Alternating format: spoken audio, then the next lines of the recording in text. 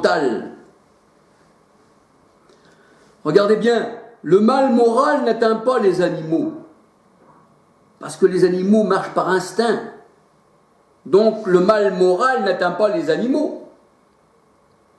Le mal physique, par contre, peut atteindre les animaux. L'animal peut se faire écraser par une voiture, et il peut se faire manger par un autre animal. Le mal physique peut atteindre tout ce qui vit, même l'homme. Et l'homme, sûrement, même, il y en a qui sont morts aussi, écrasés, dans des guerres, voyez-vous.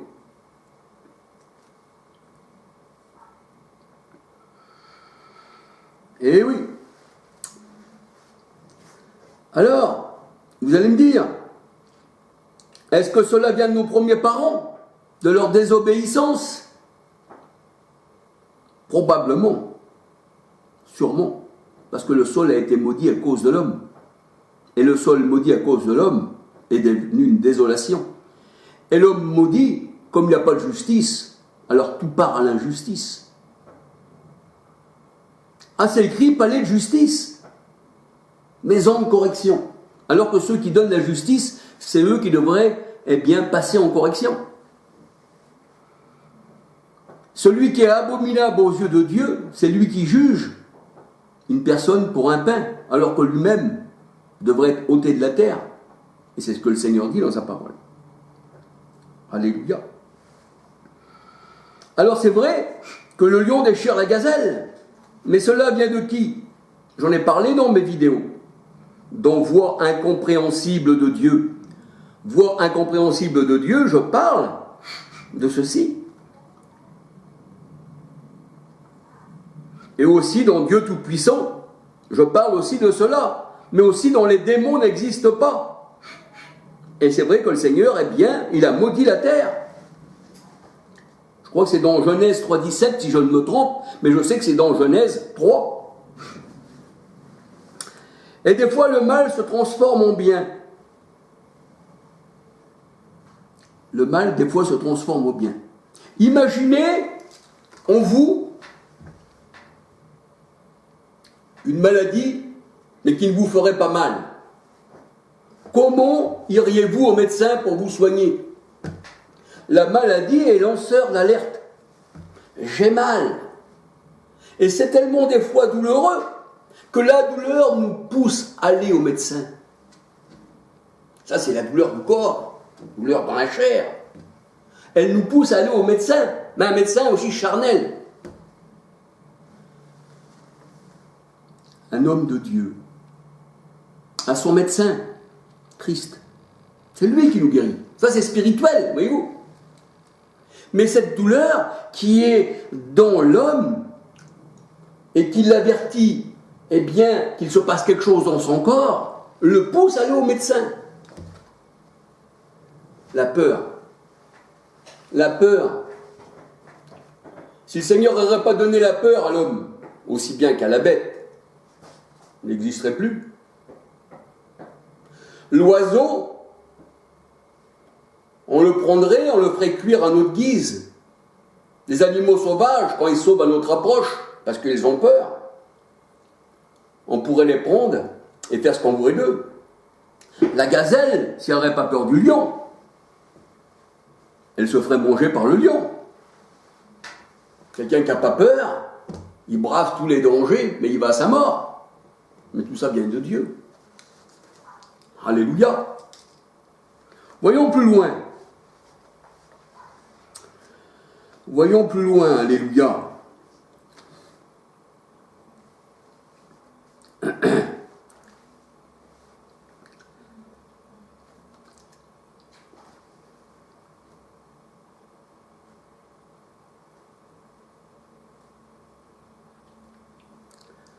C'est vrai que quand on voit des choses sur Terre, les fleuves pollués, l'air pollué, les aliments pollués, toutes ces choses-là devraient être une alerte pour le monde, parce qu'il en va de sa survie. Voyez-vous? Mais le monde, malgré cela, pollue davantage. Et pourtant, c'est comme le mal dans l'homme. Ça devrait être une alerte. Voyez-vous? Si tu fumes, le Seigneur n'a jamais dit tu fumeras. Il a dit tu seras saint de corps, d'âme et d'esprit. Que celui qui appartient au Seigneur se sanctifie davantage, mais que celui qui se souille davantage. Donc le Seigneur appelle tous les hommes. Mais celui qui se dit de Dieu, du Seigneur, de l'Éternel, choisira-t-il le mal ou le bien? Il n'a rien à choisir. Dieu lui a mis devant lui le chemin et la mort, le chemin de la vie et le chemin de la mort. S'il est le Seigneur, il ne choisira pas une religion, il ne choisira pas le mal, il ira vers la vie tout naturellement. Tout naturellement. Paul, tout naturellement, est sorti de sa secte. Et regardez, tout cela comme de la boue. Parce qu'il y a un temps marqué par le Seigneur. Il y a un temps pour être égaré, comme moi j'y étais, mais il y a un temps aussi pour ne plus être égaré. Il y a un temps pour ne pas connaître, mais il y a un temps pour connaître. Voyez-vous? Un temps pour être un enfant, puis un temps pour grandir. C'est ce que disait l'Ecclésiaste d'ailleurs. Un temps pour toute chose. Alléluia. Et quand le temps de Dieu fut venu, Saul de Tarse sortit de cette secte pharisienne. Et moi, quand le temps est venu pour moi, je suis sorti de toutes ces religions qui me tenaient esclave. Eh oui. Et c'est vrai que les nations sont dominées par les grands de ce monde. Et les grands de ce monde, eh bien, abusent des nations. Ça devrait les mettre en alerte. Mais malheureusement, non. Non. L'homme aime bien le bâton sur lequel, eh bien, il est frappé, voyez-vous. Il aime bien ceux qui marchent au-dessus d'eux. Et d'ailleurs, il les appelle maîtres. Eh oui. Donc, ils se disent déjà eux-mêmes esclaves. Mais le Seigneur, il dit, vous avez été lavés d'une mauvaise conscience. On a été lavés d'une mauvaise conscience. On prend conscience de tout cela. Et on crie, on donne une alerte, on prend conscience qu'on appartient au Seigneur, alléluia, et que le monde entier, eh bien, il est pollué, il est sous la puissance du malin. 1 Jean 5, verset 19-20. Voyez-vous, le malin, comme je disais tout à l'heure, eh bien, c'est les hommes. Et Jésus, la parole de Dieu, elle dit que lui, si tu veux être guéri, eh bien, il faut venir au divin médecin. Matthieu 9, verset 12 à 13. La parole de Dieu, elle dit, Jésus est venu guérir et sauver, eh bien, ceux qui se reconnaissent pécheurs. Si tu te reconnais pécheur, Christ va te sauver. Mais si tu te reconnais pécheur, mais que tu vas dans une secte, alors tu es égaré, Christ ne va pas te sauver. Le Seigneur, il ne fait pas, c'est-à-dire, il ne guérit pas, eh bien, ceux qui ne sont pas à lui. Il ne guérit pas les ténèbres. Le Seigneur, il guérit ses enfants. Alléluia. Mais on se reconnaît, eh bien, pécheur, d'après les plans d'élection de Dieu, selon son plan, son degré d'élection. Voyez-vous? Parce que Dieu nous a élus. Donc il va venir nous sauver, alléluia. Et la malédiction n'est pas pour nous, et la colère de Dieu n'est pas pour nous. Il nous préserve de la colère, alléluia. Vous voyez, Dieu a sa colère, mais une colère qui a redouté, alléluia. Il est terrible de tomber dans les mains du Dieu vivant.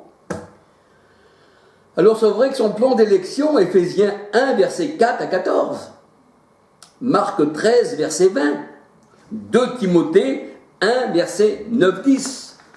2 Timothée, verset 1, 9-10. Alléluia. Alors c'est vrai que l'homme se croit maître de son destin. Mais le Seigneur dit, tu n'es pas maître de ton destin. L'homme dit, demain je ferai ceci ou je ferai cela. Demain, je ferai ceci, je ferai cela. L'homme pense diriger sa propre vie. Et que leurs pensées méchantes vont s'accomplir. Parce qu'ils disent, demain, je ferai ceci, je ferai cela. Ils méditent déjà sur son avenir. Mais le Seigneur, il dit, ne fais pas ceci. Il n'est pas bon de parler comme ça. Tu devrais dire au plus tôt, si Dieu veut, demain je ferai ceci ou je ferai cela, selon sa volonté. C'est ce que nous dit la parole de Dieu. C'est pas Charles qui le dit. Jacques 4, verset 13 à 16. Jacques 4, verset 13 à 16. Le Seigneur ne veut pas que nous soyons tièdes. Il ne veut pas à 60% d'un côté et 40%. Voyez-vous, il ne veut pas qu'on ait 60% de lumière et 40% de ténèbres. Il dit que ta coupe déborde. Sinon, le Seigneur a dit, je te vomirai de ma bouche. C'est-à-dire, si tu ne marches pas avec moi, eh bien, je te vomis de ma bouche. C'est ça la séparation de Dieu. Vous saurez ce qu'il est d'être séparé du Dieu vivant. Loin de ma face, dit le Seigneur. Vous saurez ce que c'est d'être séparé de moi, lorsque viendra le jugement dernier. Apocalypse 3, verset 16. Je te vomirai de ma bouche. Mais je vous dirai, Dieu est amour, alléluia. Pourtant, l'Éternel fait que les peuples s'entretuent les uns les autres et qu'ils s'égorgent. Quel mot! Comment que ça doit vous choquer? Ça ne peut pas choquer un enfant de Dieu. Parce que les jugements de Dieu sont justes. L'Éternel fait que les peuples s'entretuent les uns les autres et qu'ils s'égorgent. Et vous ne voyez pas aujourd'hui les nations, les peuples qui s'entretuent et qui s'égorgent, même pour les religions, ils se sont entretués. Voyez-vous? Et le Seigneur dit, si tu t'entretues comme ça, les uns les autres, à ses disciples, eh bien sachez que vous allez vous mordre les uns les autres. Mais pas pour vous, qui dit le Seigneur. Pas pour vous, cela. Pour les nations. Parce qu'aucun meurtrier n'hérite du royaume des cieux. Apocalypse 6, verset 4-8. Apocalypse 6, verset 4-8. L'Éternel fait que les peuples s'entretuent les uns les autres et qu'ils s'égorgent. Mais ceci n'est pas seulement dans l'ancienne alliance, elle est aussi dans la nouvelle alliance. Jésus-Christ, il dit, eh bien, que sa colère est venue. 2 Thessaloniciens 1, verset 7, 8, 9, 10. 2 Thessaloniciens, verset 1, 7, 8, 9, 10. 2 Pierre 3, verset 7, 10, 11. 2 Pierre 3, verset 7, 10, 11. Et la parole de Dieu nous dit, pour nous, il n'y a plus aucune condamnation. Romains 8, verset 1, 2. Romains 8, verset 1, 2. La colère de Dieu ne nous est pas destinée, puisque nous sommes son propre corps. Christ ne va pas frapper son propre corps. Ben non. Et nous ne faisons plus qu'un avec le Seigneur. 1 Corinthiens 6, 13 à 19. Et le Seigneur dit, celui qui vous écoute m'écoute, celui qui vous rejette me rejette. Donc la colère de Dieu n'est pas pour nous. Dieu ne frappe pas son propre corps. Ben non, sûrement pas. Il frappe le corps étranger, oui, mais pas son propre corps. Et la parole de Dieu nous dit, car si Dieu est pour nous, qui sera contre nous? Je crois que c'est dans Romains, je ne veux pas trop dire, mais je crois que c'est dans Romains 3, 21. Ça veut dire que Dieu peut tout, mais s'il est pour nous, bien il ne sera plus contre nous, mais il est contre le monde. Alléluia. Et la parole de Dieu nous dit qu'il nous a délivrés de la colère. 1 Thessaloniciens 1, verset 10. 1 Thessaloniciens 1, 10. Et même, il est dit dans la parole de Dieu, Jean-Baptiste disait au sujet de Jésus-Christ, qui vous a appris à fuir la colère à venir? Il disait ça aux pharisiens, il disait ça aux gens qui venaient le voir. Il disait déjà la cognée est mise à la racine des arbres. Matthieu 3, verset 7, 10, 12. Matthieu 3, verset 7, 10, 12. La cognée est mise à la racine des arbres. Toute plante que mon Père céleste n'a pas plantée sera déracinée. C'est ce que disait le Seigneur Jésus-Christ. Il déracine les hommes, ceux qui font le mal. Bien sûr qu'il y a des choses, eh bien, qui choquent. Mais en vérité, le Seigneur a ses plans. Le Seigneur, c'est lui qui a mis. Dieu a donné, disait Job, mais Dieu a ôté. Dieu, eh bien, donne les maux, mais aussi le mal, voyez-vous. C'est ça la parole de Dieu. Il n'y a rien à cacher. Il faut dire la Bible, la parole de Dieu, la parole du Seigneur, telle qu'elle est. Alléluia. Si les hommes appartiennent au Seigneur, qu'est-ce qu'ils risquent? Le Seigneur, il dit, si tu te sanctifies et que tu marches dans mes plans, tu seras un vase d'honneur. C'est ce qu'il dit dans la parole. Si tu te sanctifies, tu seras un vase d'honneur. Pourtant, le Seigneur, il dit, j'ai pris la terre, j'ai pris l'argile, j'ai fait un vase de déshonneur et un vase d'honneur. Le vase de déshonneur pour le détruire et le vase d'honneur pour le mettre là où il y a l'honneur, où Dieu veut. Alléluia. Mais le Seigneur, il dit, si tu te sanctifies, si tu es appelé dans ton cœur, eh bien, tu seras un vase d'honneur. Parce que naturellement, tu seras celui-ci. Alléluia. Amen. Et le Seigneur, il dit dans sa parole qu'il assemble le blé dans son grenier et il brûle la paille. Il brûle la paille, le Seigneur.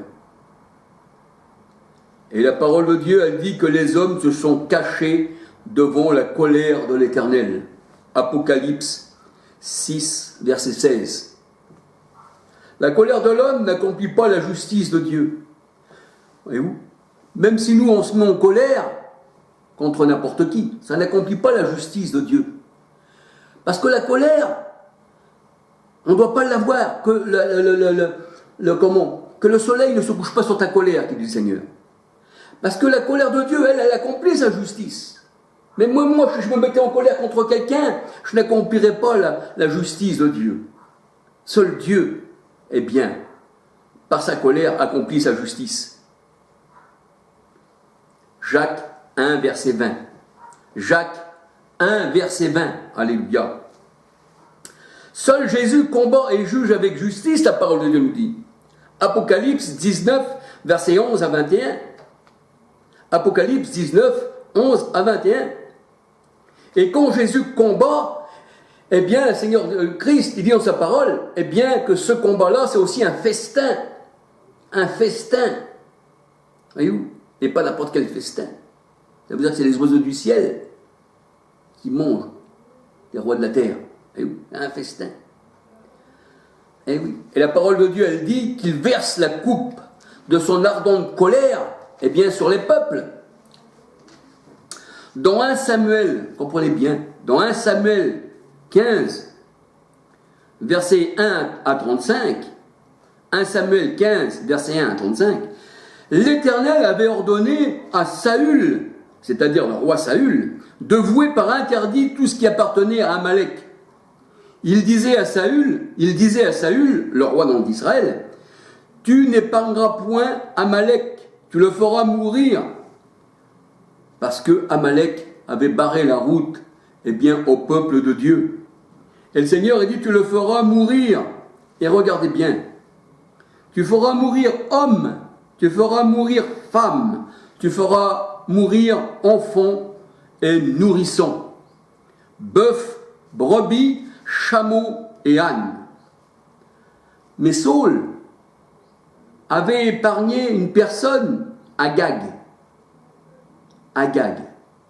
Et il avait choisi les meilleurs bétail qui n'avaient pas de défaut, et il avait tué les autres. Et ça avait déplu à l'Éternel. Et l'Éternel l'a rejeté. Alléluia. L'Éternel a rejeté Saül parce qu'il avait laissé vivre Agag, et aussi il savait approprier eh bien, du bon bétail, et le bétail qui avait des défauts, il l'avait tué. Donc il s'avait fait un profit dans les jugements de l'Éternel, et ça a déplu au Seigneur. 1 Samuel 16, verset 1. 1 Samuel 16, verset 1. Ici, croyez-vous que Dieu est injuste? Non, il n'est pas injuste. Parce qu'il a le droit de vie et de mort sur les hommes. Et il sait ce qui se passe après la mort. On ne peut pas contester avec le Créateur. Seigneur, il dit, les plantes que je n'ai pas plantées, eh bien, seront déracinées. Matthieu 15, verset 13.